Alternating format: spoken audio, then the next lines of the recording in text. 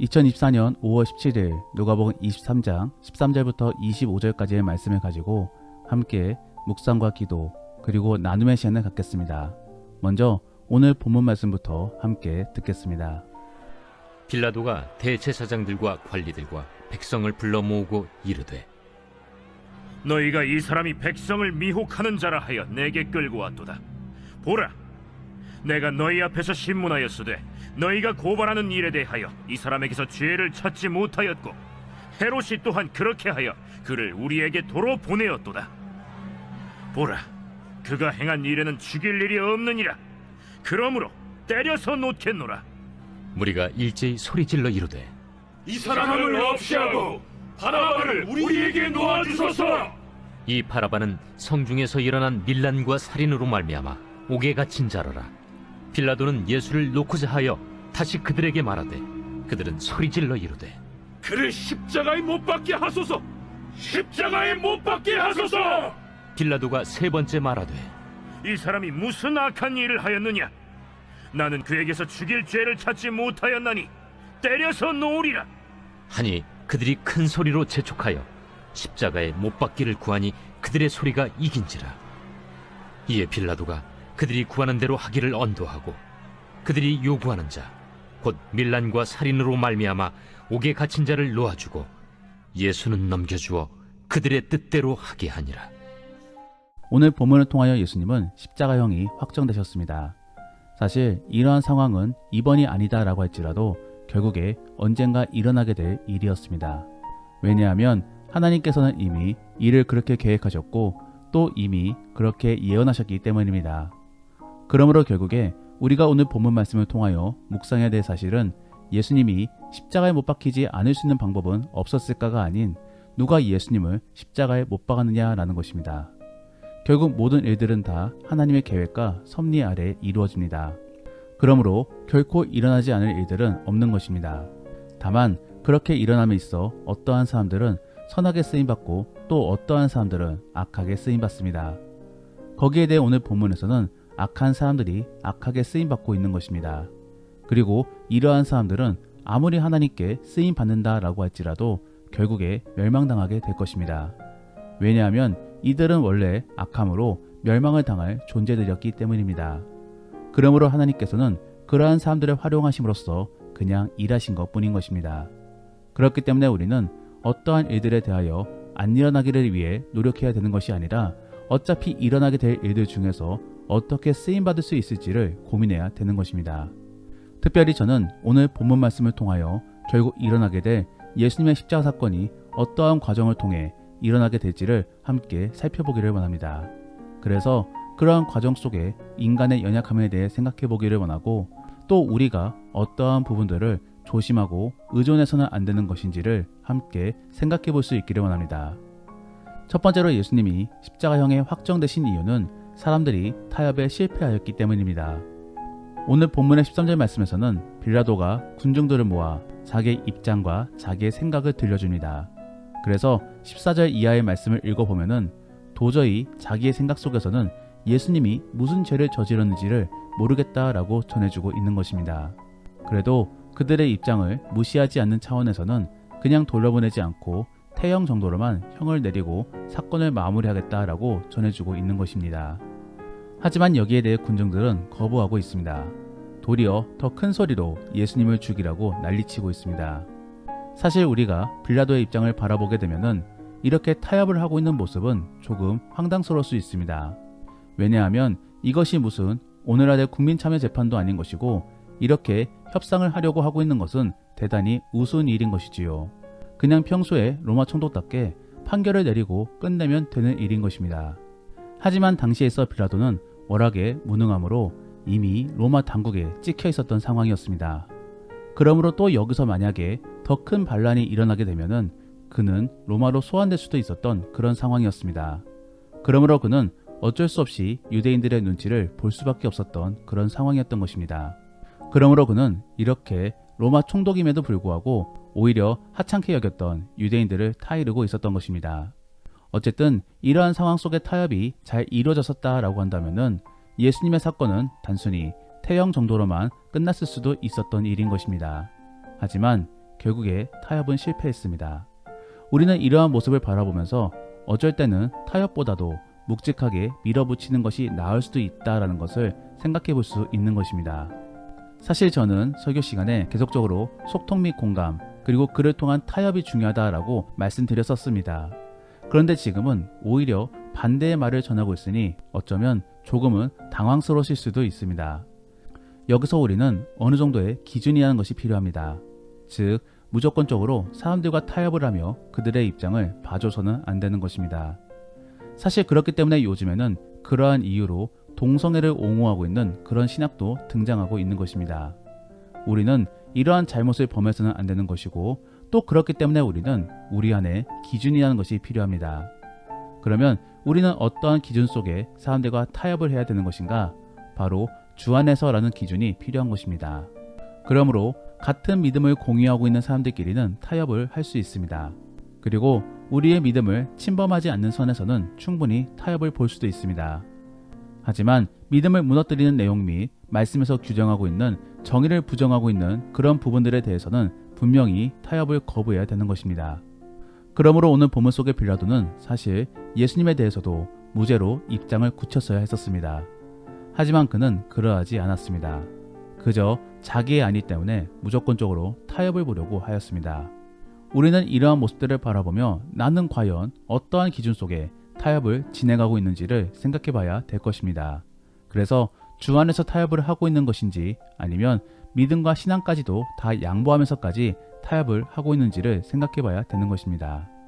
그래서 믿음을 온전히 지킴 속에 타협을 보시고, 또 하나님이 싫어하시는 일에 대해서는 타협보다도 굳건히 자신의 생각을 밀어붙이시기를 바랍니다. 물론 이러한 과정 속에서도 분명 자기의 생각이 옳은지에 대한 부분은 분별할 필요가 있습니다. 그러므로 경건생활 속에서 자기의 생각을 말씀에 비춰보시며 자기의 생각이 주 안에서 옳은 것인지를 잘 판단해 보시기를 바랍니다.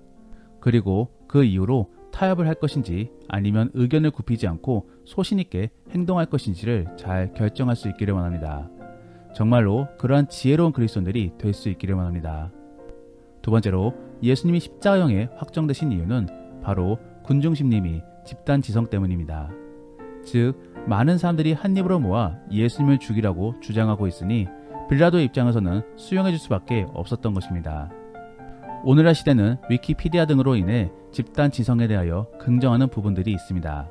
하지만 오히려 그러한 집단 지성이 도리어 개인보다도 어리석을 수도 있습니다. 그러므로 어떠한 사람들은 이러한 집단 지성에 대하여 집단 부정이라고 말하기도 합니다. 즉, 다수가 말하는 것이 무조건적으로 옳을 수는 없는 것입니다. 기본적으로 우리 교회들은 다수결의 원칙을 선호합니다. 그래서 다수가 원하는 것을 하나님의 뜻으로 판단하고 그대로 결정하는 것입니다. 다만 여기에도 한 가지의 전제가 필요합니다. 그것은 바로 그 결정하는 구성원들이 모두 성령 충만해야 되는 것입니다. 모두가 경건생활 및 주님과의 동행 속에서 의견을 제시해줘야지만이 그 다수결이 유효한 것입니다. 그런데 많은 교회들은 이러한 전제를 생략하고 오직 다수결의 원칙만을 고수하고 있습니다. 그러다가 결국에 문제가 발생되어지는 것입니다. 그러므로 우리는 오로지 다수의 생각만이 옳다라고 생각하고 또 존중만을 해주어서는 안 되는 것입니다. 더불어 또 한편으로는 그 누구누구가 성령 충만한지도 잘 알 수 없기 때문에 우리는 무조건적으로 몇몇의 의견만을 수렴할 수도 없습니다. 그러면 우리는 결국에 어떻게 해야 되는 것입니까? 우리는 경건생활 및 또 시간을 크게 둠으로 오랜 시간 동안 판단하며 함께 결정해야 될 것입니다. 즉, 즉흥적인 결정을 자중해야 되는 것입니다. 사실 그렇기 때문에 교회의 변화는 천천히 옵니다. 시대에 따라 획획 바뀌는 것이 아닌 것이지요. 하지만 그만큼 늦는 대가로 더 정확하게 그리고 하나님의 뜻대로 상황을 판단하고 결정할 수 있습니다. 그리고 그를 통해 우리는 오히려 하나님을 더 분명하게 나타내고 높일 수도 있습니다. 한순간만 전하고 사라지는 것이 아닌 것이지요. 저는 우리 교회가 그렇게 되기를 원합니다. 그래서 충분한 경건생활 및 충분한 나눔 속에서 내용들을 함께 고민하고 기도함으로 함께 결정할 수 있기를 원합니다. 그러므로 결국에 하나님을 높일 수 있기를 원합니다. 정말로 그러한 지혜로운 교회가 될 수 있기를 소원합니다. 마지막으로 예수님이 십자가형이 확정되신 이유는 인간이 정한 규칙과 법에 대한 한계 때문입니다. 오늘 본문에서는 절기 때 억울한 사람들을 풀어주는 소위 특별 사면의 정책에 대하여 말해주고 있습니다. 그러므로 빌라도는 그러한 사면을 예수님께로 적용해도 될지에 대한 부분들을 군중들에게 묻고 있는 것입니다. 그런데 도리어 군중들은 예수님보다도 바라바를 풀어달라라고 외치고 있습니다. 여기에 대해 빌라도는 납득이 되지 않아 다시 한 번 더 군중들에게 묻습니다. 그럼에도 군중들은 여전히 바라바를 풀어줄 것을 요구하고 있습니다. 바라바는 어떤 사람입니까? 오늘 본문에서는 밀란을 일으키고 살인을 저질렀다라고 말해주고 있습니다. 그리고 다른 복음서에서는 강도였다라고까지도 보충해서 설명해주고 있습니다. 그만큼 그의 죄는 악질이었던 것입니다.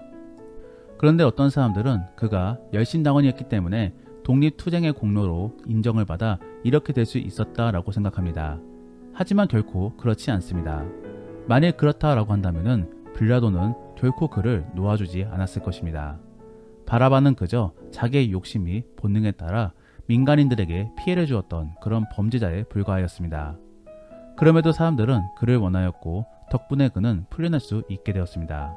결국 인기 및 군중 심리로 인해 법이 무용지물이 된 것입니다. 우리는 이러한 모습들을 바라보면서 인간이 만든 법의 한계를 찾아봅니다. 물론 법들 중에는 많은 부분들 속에 우리를 유익하게 해주는 부분들도 분명히 있습니다. 하지만 모든 법들이 다 유익하고 만능인 것은 아닌 것입니다.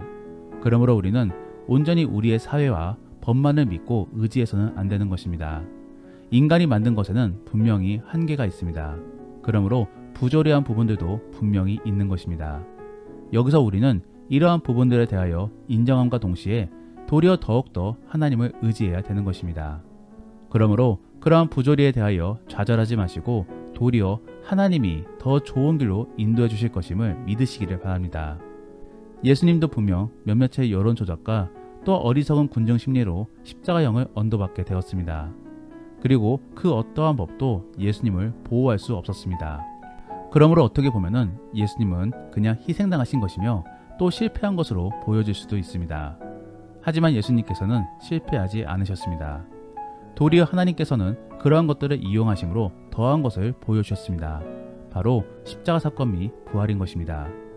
그래서 이러한 십자가 사건을 통하여 우리를 대속시켜 주셨고 또 부활을 통하여 승리를 보여주셨습니다. 결국 하나님이 패배한 것이 아니라 도리어 하나님께서 그러한 악한 것들을 사용하시어 승리하신 것입니다. 우리는 이러한 부분들을 생각해보며 오늘날의 부조리에 대하여 분노와 불만만 표출하는 것이 아니라 그러한 부분들이 분명히 있음을 인정하고 도리어 하나님께서 그러한 것들마저도 사용하셔서 우리를 선한 길로 인도하실 것임을 믿어야 되는 것입니다. 그러한 지혜와 믿음이 우리 안에 있을 수 있기를 원합니다. 말씀을 정리합니다. 오늘은 결국에 우리 죄 때문에 예수님이 십자가에 매달릴 것이지만서도 무엇이 이렇게 예수님을 십자가형으로 이끌었는가를 살펴보았습니다. 첫 번째로는 개인적인 안위로 인한 타협이 예수님을 십자가로 몰아가게 만들었습니다. 그러므로 우리는 협상 및 타협에 있어서도 무조건적으로 항상 진행할 것이 아니라 주 안에서라는 기준 속에서 진행되어져야 될 것입니다. 두 번째로는 군중 심리 및 집단 지성으로 인해 다수가 예수님을 죽이고자 하여서 결국 예수님이 십자가에 매달리게 되셨습니다. 우리는 무조건 다수가 옳다라는 생각을 가져서는 안 되는 것입니다. 결국 교회 안에서 다수가 옳은 이유는 모두가 성령 충만함 속에 주의 뜻을 전달해 주기 때문입니다. 그러한 부분들을 생각해 보시며 다수 및 소수의 입장을 듣고 분별하시기를 바랍니다. 마지막으로는 법의 한계로 인해 결국에 예수님이 십자가에 매달리셨습니다. 인간이 만든 법에는 분명 한계가 있습니다. 그러므로 무조건적으로 법에 의존해서는 안 되는 것입니다. 그리고 현실 속의 부조리에 대해서도 무조건적으로 한탄만 해서도 안 되는 것입니다. 우리는 그러한 부분들이 있음을 인정하면서도 한편으로는 하나님이 그러한 것들을 모두 사용하셔서 결국에 우리를 선한 길로 인도하실 것임을 믿어야 되는 것입니다. 그러므로 그러한 믿음 속에 오늘 하루도 주 안에서 긍정적인 생각을 품을 수 있기를 원합니다. 결국 예수님이 승리하셨습니다. 예수님이 역전하셨습니다. 우리도 그러한 일들을 곧 겪게 될 것임을 믿으시면서 오늘 하루도 주 안에서 승리하시고 긍정적으로 살아가실 수 있기를 원합니다. 기도하겠습니다. 우리가 오늘 말씀을 생각하며 함께 기도하기 원하는 것은 결국 우리의 부족함과 죄성이 예수님을 죽게 만들었는데 그러한 사실들을 언제나 기억하면서 겸손해질 수 있는 우리가 될 수 있게 하여 주옵소서. 언제나 주 앞에 엎드려 주의 뜻을 묻고 또 주가 원하시는 대로 살아가기를 원하는 그런 우리가 될 수 있게 도와주옵소서. 그리고 부조리한 현실 속에서 좌절하지 않기를 원합니다. 그러한 부분들이 분명히 있음을 인정하는 지혜가 있게 하시고 또 그럼에도 불구하고 그러한 부분들도 사용하시는 하나님을 믿음으로 오늘 하루를 긍정적으로 살아갈 수 있는 우리가 될 수 있게 도와달라고 함께 기도하겠습니다. 더불어 오늘 본문 말씀을 가지고 믿음의 나눔이나 가정 예배를 드린다라고 하신다면은 삶 속에 부조리한 일들이나 억울한 일들에 대해 떠올려 보시며 그러한 상황 속에 우리는 어떠한 생각 및 마음가짐으로 극복해야 될지를 함께 나누어 보시기를 바랍니다. 그리고 어떠한 일들을 결정함에 있어 우리들은 어떠한 방법으로 주 안에서 결정할 수 있을지를 함께 나누어 보시기를 바랍니다. 그래서 언제나 무엇을 결정하고 선택함에 있어 어떠한 방법이 하나님을 기쁘게 할 수 있는 방법인지를 함께 고민해 볼 수 있기를 바랍니다. 그러면 이제 주님과 함께 깊은 나눔의 시간을 갖겠습니다. 오늘 하루도 주 안에서 승리하시기를 바랍니다.